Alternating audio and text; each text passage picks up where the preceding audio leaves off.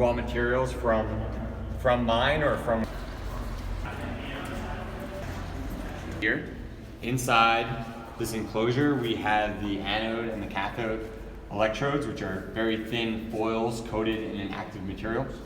Those are rolled up in a jelly roll and packed inside this very densely. The annulus, the extra volume outside this is filled with an organic electrolyte, and that electrolyte facilitates the transfer of the Li plus ions, and that's your current. So this battery we take and we arrange it in series and parallel. The same way you have a AA battery, you have a positive and a negative side, and then we connect the load to it, and that's what we do. So is making the slurry. So the slurry comes from we start with some raw powders and a solvent, NMP. Those are all mixed together in these mixing tanks, which are kind of like blenders. And we mix up that together and try to get a really homogeneous mixture. And then when we have that, we move up into the next booth, which is coating and drying. And we'll have a couple other people who can tell us a little bit more about that. The mixing machine actually starts on the solvent to make a slurry. We do that and pump it all the way down to the other end of this room, where it enters this massive oven. So we bring in rolls of aluminum foil, unroll them at the far end, and then also at the far end is a coating booth. And in a process kind of similar to like a printing press, we lay a very thin layer of that wet slurry on top of the metal. That metal then travels along the length of the oven towards us, and each chamber having a specific airflow rate in and out and controlled to a specific temperature to evaporate that solvent. So that by the time we're down on this end of the oven, that solvent's all gone, and we're left with a thin metal foil with a solid active battery material attached to it. We then turn up and go across. Essentially the bottom of the foil becomes the top, and we coat the other side. Send it all the way back down the other side, where we have a fully coated foil with two active batteries, layers on either side of it. This oven used to be the single largest electrical load in the factory, but with over the last year or so, Panasonic and Tesla working together, we've actually redesigned this oven and the solvent system that goes with it to cut the electrical load by about 80%. So this is the first of many ovens. There's going to be one here in a few more months, going in parallel. And where you entered the building, that area is going to get built out with even more. So in our kind of request to getting to net energy neutral at this factory, cutting the load and all these big tools is kind of a very big deal for us. So yeah, oh, okay. Yeah.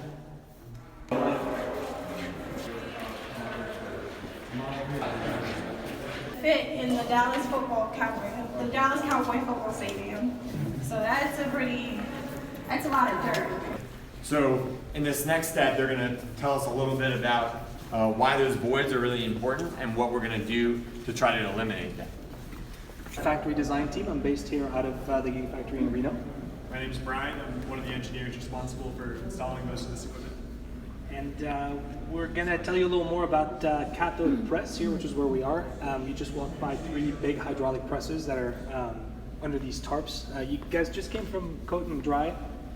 Saw the ovens there. That's where we evaporate all of the solvent that's used in the mixing process. Perfect. At this point, we're controlling the thickness of the electrode to its final thickness. So instead of the solvent, there's a lot of, there's basically porosities left over. We're trying to compress that to our target thickness. And we're looking for roughly the diameter of a human hair as our final thickness. So what we do is try to control that porosity to be able to control the flow of lithium ion into and out of that material. We're trying to compress as much as we can to pack as much active material as we can without disrupting the molecular integrity of the material itself to the point where the lithium ions couldn't really flow into and out of the electrode. So Brian will tell you a little more about how that actually happens over here. Walk you guys through the material flow for this space. So from coat and dry, the room you were just in, the coils now have that active material, and those will actually get loaded into this room behind us, so feel free to come in and take a look. This is essentially the material warehouse. So this is where we kind of store, well, yeah, they're still stored as rolls. There's a crane system that runs down the center aisle, and that'll actually go and retrieve a coil, bring essentially a magnetic strip, roll it, and it's going to feed it into the press. So under these tarps, basically we have our hydraulic presses in here, one on top, one on bottom to compress the film from both sides to get that target thickness that Matt mentioned. The foil will flow through the equipment to the other side. It gets wound back up in a rewinder to get that coil shape again. It's loaded onto an AGV, transported back to the buffer rack, and it goes on to the next step in the process. Foil leaving the system is about half the thickness that it was coming in. And yeah, that's about it. Fairly automated process. The AGVs kind of load and unload the material. There are operators in the space that are monitoring the equipment, but for the most part, it's an automated process. They're just kind of fine-tuning and monitoring. How much pressure you have to capture? But to get down to the micron level, it's quite a bit. As you guys are making your way outside of the room, there's actually an AGV along the wall, that vehicle that transports the material, and it's sitting there charging right now, so take a look at that on your way out. A nice old-fashioned automatic vehicle. Not as good as autopilot, very slow. Next step after that is we take the anode together with the cathode, we put a dielectric in between so they don't short, and we wind them together. That's called winding, and then we slit them to get it to the right height to fit into the cell.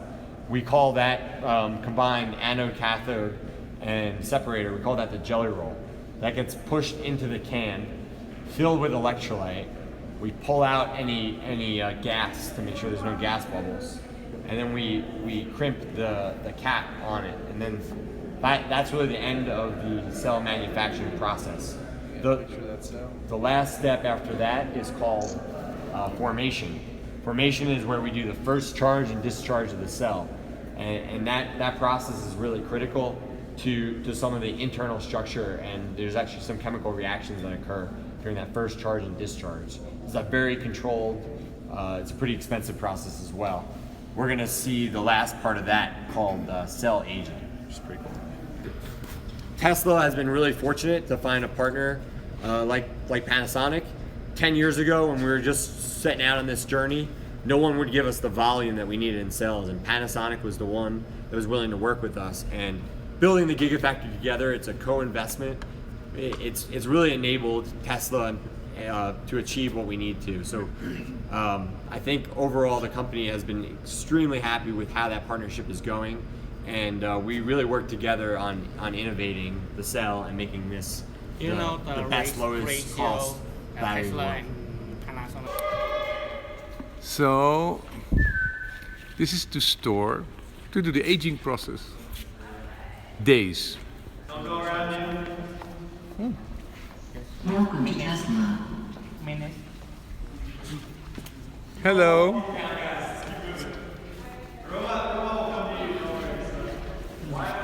So you guys have kind of been seeing some of the start.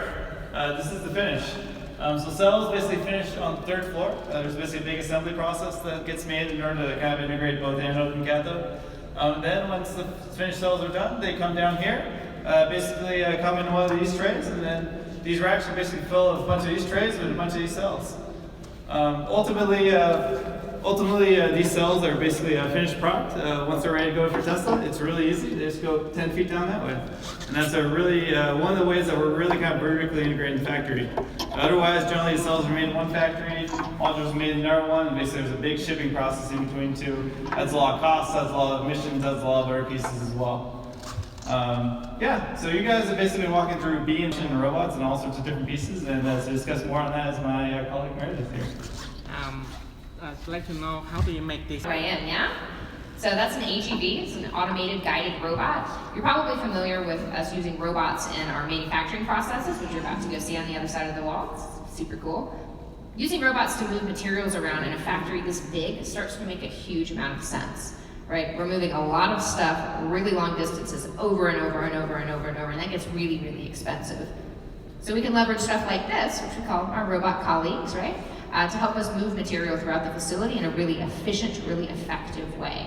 You heard Elon talk about the machine that builds the machine. That's the machine that builds the machine. That's one of the machines that builds the machine, right? It's really, really important to the overall flow of the factory. What you'll see on that AGV right now is these formation trays. Cells go into the formation trays at the end of the cell assembly process, and they'll live in this formation tray until we pick them back out in the Tesla process. What's really different about that is right now we get our cells from overseas. They come in cardboard boxes. 2 cardboard boxes would fit 1 tray's worth of cells. If you look at this cell warehouse, yeah, this fits tens of millions of cells in this warehouse. Think about all of those cells being in boxes, right? That's what we do today, because that's how we have to ship material. This really completely changes the game, right? Because we're under the same roof, we can have this total focus on sustainability and effectiveness, right? This tray can be reused for years versus having... Right now, they say go back. Come on down, guys. Come on down.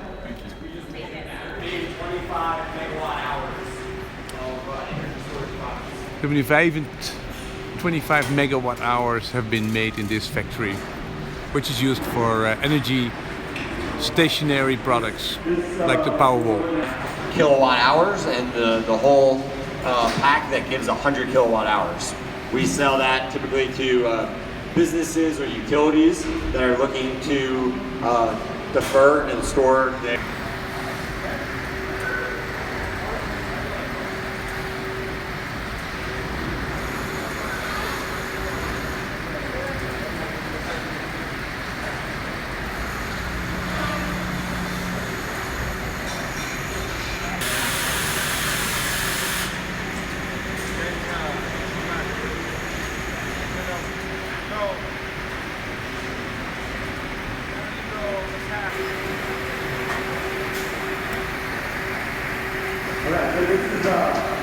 sealant around the outside rim.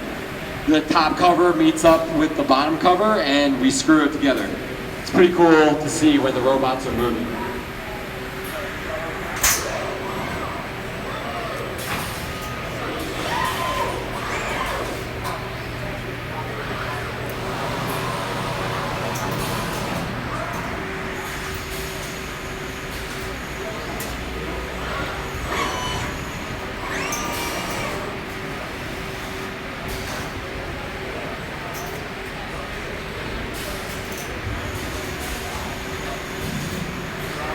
Modules inside the pod.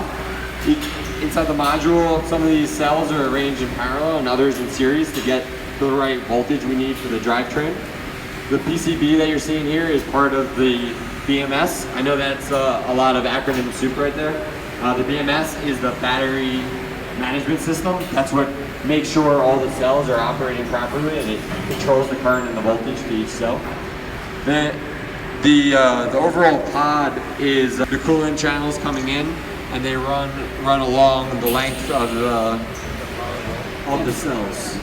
How many kilowatt hours is this one? This, what you're looking at, is 6.5 kilowatt hours, I believe, is the rated.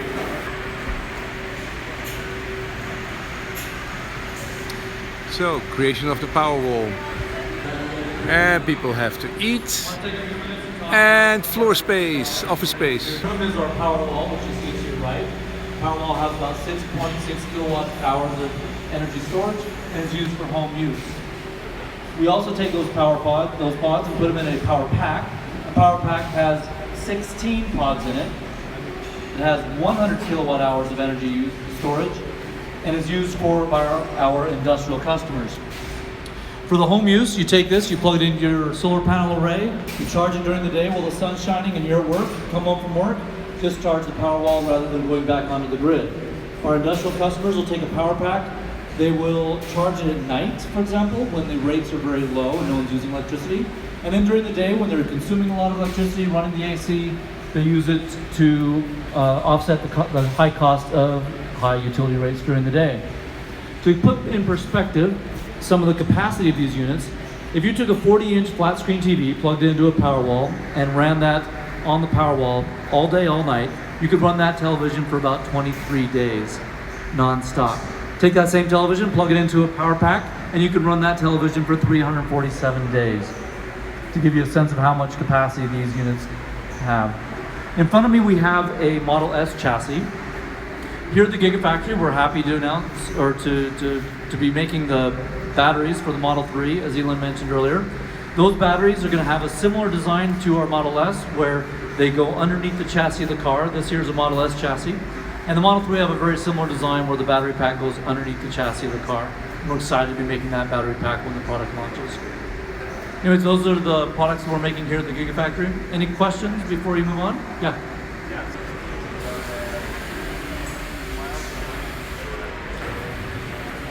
So this is 14% of the factory, and it's already being used. Lots of pots. On our way to Europe. For low-cost batteries and net zero energy, we developed our own construction company. We hired construction engineers, we hired people to design the building, and we became, in addition to an automobile company, an energy company, a software company, we're also now have a construction arm. And we've built this building from the ground up with Tesla and with taking a very fundamental approach. And we believe that integrating the building to the final product is the only way we're going to be able to make the best product and the lowest cost product.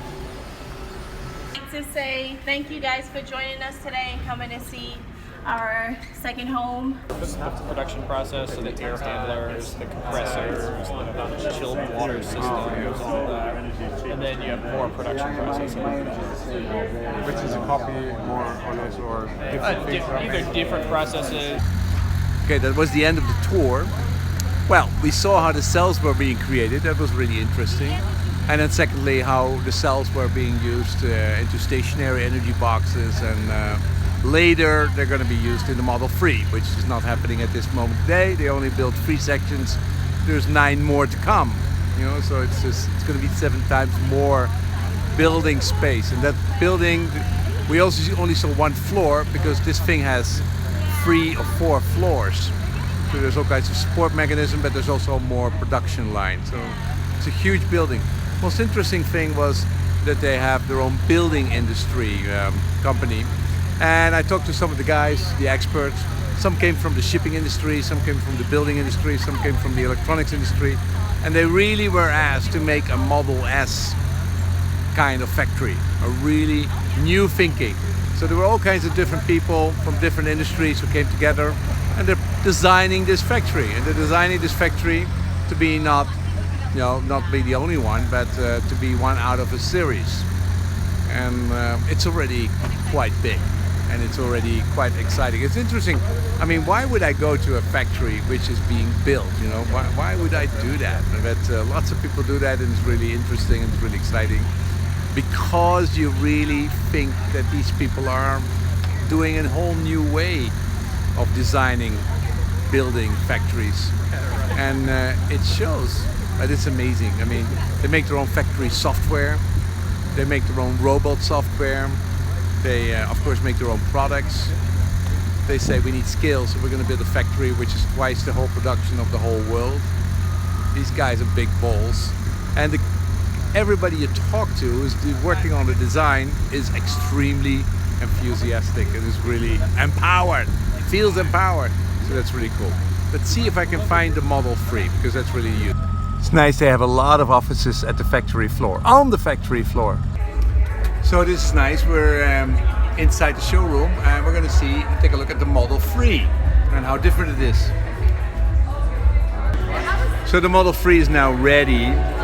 And not to be said that this is the final thing, but it looks exactly like the Model S. It's very familiar, only it cuts off here. So it cannot open completely because it has this huge screen, which is really nice. No idea how the doors will open. It's definitely a lot smaller than the Model S, but I think inside it seems to be quite wide, quite good. Great. Looks like the Model X, huge screen, but even further it goes all the way to the back. $35,000 car, it's just amazing. Now the front looks definitely different, looks more like a Porsche. and but of course it has a frunk. This is actually not a real car. It's an empty shell. Dark, we cannot look inside it. But I can tell you, if you would see this car driving around the highway, it doesn't look like a $35,000 car. It looks like a lot, has all the charm of a Tesla Model S. Really would like to see it inside. Okay, so this was the tour of the factory. Hope you like it, and hope you find it interesting. And we'll be back here when more happens. But it was a pretty good, tour. They were quite open. We could see everywhere. We could walk everywhere. We weren't in little boxes, little buses. It was good. Thank you, Elon.